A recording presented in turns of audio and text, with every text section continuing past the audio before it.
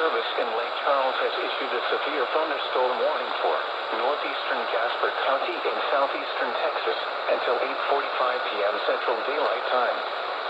At 7:51 p.m. Central Daylight Time, a severe thunderstorm was located near Jasper, moving northeast at 30 miles per hour.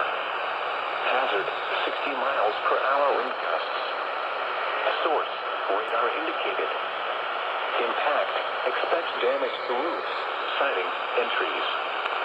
Locations impacted include Sam Rayburn Dam and Brownell. For your protection, move to an interior room on the lowest floor of a building. A tornado watch remains in effect until 9 p.m. Central Daylight Time for southeastern Texas.